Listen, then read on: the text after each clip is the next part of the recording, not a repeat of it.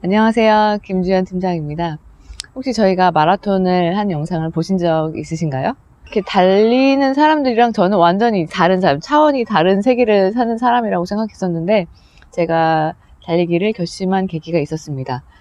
재택근무다 보니까 특히 집 밖을 거의 안 나가고 집에서 컴퓨터만 들여다보고 있는 생활을 너무 오랫동안 한 거예요. 그래서 뭔가 능동적으로 몸을 움직이는 운동을 해야 되겠다라고 생각하고 있었던 찰나에 60초 달리기, 이게 제 뇌리에 딱 꽂혀서 한번 달려보자, 한번 해보자 라는 생각이 들어서 윤 PD와 송 PD를 꼬셔서 이제 5km 마라톤까지 도전하게 되었습니다. 그리고 8개월이 지난 지금까지 저희가 달리기를 하고 있는데요. 이런 분이 또 한 분이 있습니다. 바로 벨라 마키신데요. 이분의 특별한 사연은 여러 번 또 들으신 분들도 계실 거예요. 이분이 강박장애가 있으셔서 우리가 정신병에 대해서 관대하지 못한 사회에 살다 보니까 그거를 드러내지 못하고 본인이 뭔가 이상하다고 느꼈어도 이상하다고 말하지 못하는 그렇게 계속 살다가 이혼을 경험하게 됩니다. 이분이. 그 슬픔의 구렁텅이에 빠져서 가슴의 응어리를 풀기 위해서 집 앞 골목을 선택합니다. 그래서 짧은 길이었는데 1분만 달려보자. 이분도 그렇게 시작을 하셨어요. 아무도 없는 어두컴컴한 골목길을 달리던 것에서 이제 조금씩 그 영역을 확장해서 도시를 달리는데 즐거움을 느끼기 시작하게 됐어요.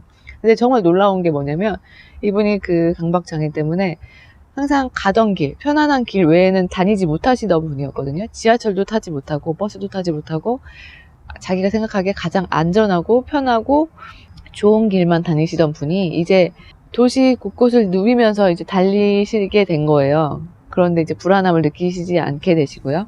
이분들 사례처럼 제가 달리지 않던 제가 달리면서 느낀 두 가지 장점을 한번 말씀드려보려고 합니다. 첫 번째는 물론 자신감이겠죠. 나도 달릴 수 있다는 자신감, 나도 할 수 있다는 자신감, 그리고 하면 된다, 그리고 하면 더 나아질 것이라는 분명한 확신 같은 게 확실히 생겼어요. 이게 기존에 제가 익숙하던 거를 잘하게 되는 거랑은 완전히 차원이 다른 분야예요. 왜냐면 제가 불가능하다고 생각했던 영역에 도전장을 내면서 그리고 그거를 즐기게 됐다는 게 큰 변화였고, 그리고 이 기록이 단축되는 걸 보면서 할 수 있구나, 정말 할 수 있구나, 이런 마음이 들었어요. 자신감은 자신감을 낳는다는 거죠. 여기 이 책에도 소개되어 있는데요. 제가 읽으면서 정말 공감을 많이 했어요. 왜냐면 저를 보는 것 같아서요. 여기 278쪽을 보면 자신감은 자신감을 낳고 실패에 대한 두려움을 줄인다. 어느 순간부터 나라는 사람을 예전보다 훨씬 좋게 평가하게 된 것도 꽤 큰 수확이다.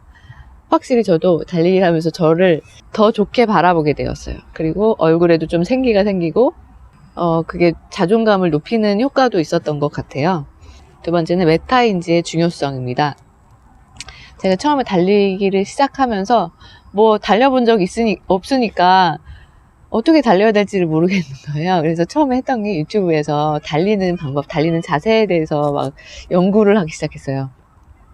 그래서 달리기 착지할 때 바닥이 미들풋으로 해야 되는지 힐풋으로 해야 되는지 이거 어떻게 해야지 더 안전하고 잘 달릴 수 있을지 그런 거를 또 연습했고, 또 달릴 때 이렇게 팔치기 하는 거 있잖아요. 이걸 어떻게 해야 될지, 뒤로 해야 될지 막 이런 거를 열심히 공부했단 말이에요. 그런데 나가보니까 아무 소용이 없었습니다. 아무리 좋은 방법을 알려줘도 일단 제가 달리기부터 1분도 달리지 못하던 사람이 그 뭐 자세히 알려준다고 해서 되겠습니까? 그냥 일단 힘들었어요. 그래서 방법을 먼저 배우는 것보다 일단 부딪혀보라, 내가 어느 정도 달릴 수 있는지를 아는 것이 정말 중요하구나, 그런 느낌이 들었습니다. 이게 아주 좋은 사례로 다른 분야에도 적용할 수가 있는데요. 제가 이제 싱큐베이션 독서 모임을 하면서 첫 번째 모임에서 가장 많이 듣는 질문이 서평을 어떻게 잘 써야 될지 모르겠다는 거예요. 서평을 어떻게 써야 되나요? 그런 질문에 제가 이 달리기 이야기를 합니다. 제가 달리기 시작하기 전에 방법적인 부분에 대해서 연구했던 게 아무 쓸모가 없었던 것처럼 일단 글쓰기를 잘하려면 많이 써봐야 돼요. 일단 내가 어느 정도 쓰는지 그 수준을 알아야 거기서 이제 보완을 하고 피드백을 받을 수 있는 거죠. 근데 써보지 않은 상태에서 어떻게 써야 되는지 알아봤자 무용지물이라는 거죠. 그리고 아무리 잘 쓰고 싶어도 안 쓰던 사람이 갑자기 뭐 작가처럼 쓸 수 있는 건 아니에요. 운동도 똑같이 제가 1분도 못 달리던 사람이 어느 날 갑자기 내일 제가 의지만 가지고 5km를 달릴 수 있는 건 아니잖아요. 근육이 형성돼야 되는 거거든요. 폐활량도 이제 커져야 되고, 내가 질을 높인다고 해서 높일 수 있는 영역이 아니기 때문에, 그래서 제가 신큐베이션에서 첫날에 항상 하는 말이, 통제할 수 없는 부분, 질에 대한 걱정을 내려놓고 내가 통제할 수 있는 부분에 집중하라는 이야기를 합니다. 제가 통제할 수 있는 부분이 뭘까요? 그러면 많이 쓰는 거, 양을 늘리는 거, 그리고 마감 시간을 지키는 것입니다. 이 마감 시간을 지키는 게 굉장히 중요한데요. 달리기도 마찬가지로 매일 달리고 꾸준히 달리고 자기만의 약속을 이렇게 지켜나가다 보면 근육은 저절로 향상되는 것 같습니다. 제가 못하던 분야에 도전함으로써 저의 경험을 녹여서 다른 분야에 또 적용할 수 있게 된 거죠. 그래서 제가 달리기를 통해서 배운 것, 첫 번째는 자신감, 두 번째는 메타인지의 중요성, 이 두 가지를 들을 수 있는데요. 이 책의 저자 벨라 마키는 이렇게 말해요. 나는 달리기를 통해서 겁내지 않는 법을 배웠다고 해요. 아까 말씀드렸던 것처럼 밖에 나가는 것조차 두려워하던 사람이 이제 도시를 누비면서 달리게 되고 그 달리기의 즐거움을 느끼게 되면서 겁내지 않는 법을 배웠다고 하는 거죠. 저는 이 부분에 아주 공감을 하는데, 제가 달리기가 엄청 느렸기 때문에 달릴 때 사람들이 저 사람 왜 이렇게 느리게 달리냐고 진짜 거북이 같다 이런 말을 하는 게 두려웠어요. 그래서 제가 낮에 안 달리고 밤에 달렸거든요. 그런데 그게 저만 하는 걱정이 아니었다는 거, 그게 굉장히 신기했거든요. 아, 남들도 다 이렇게 생각하는구나. 그런데 결론은 아무도 저를 보지 않는다는 거. 실제로도 그런 것 같습니다. 아무도 저한테 관심이 없어요, 달리는데. 그리고 또 한 가지, 이렇게 달리기가 좋음에도 불구하고 달리기가 인생의 모든 문제를 막아내지는 못한다고 해요. 그 모든 문제의 만병통치약은 아니라는 거죠. 이런 좋은 장점들이 있음에도 불구하고요. 그래서 이럴 때는 다른 것으로 달리기를 뒷받침한다고 해요. 예를 들면 잘 자고 잘 먹고 소중한 사람들을 만나고 호흡 훈련을 한다는 식으로 이렇게 한다고 하는데, 달리기만 하면 모든 것이 다 해결되겠지 하고서 기대하면은 실망이 커질 수도 있습니다.